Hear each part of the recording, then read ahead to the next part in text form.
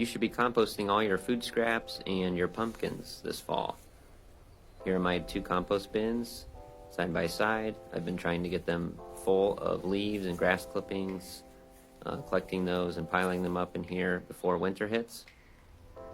So what I do is I dig a hole in the middle. You'll see the steam coming off here.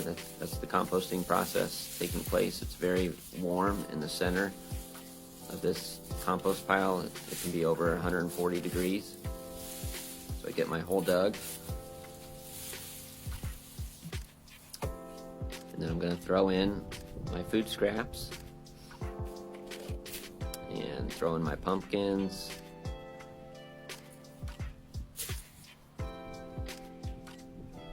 And at this point you can water with the hose a little bit.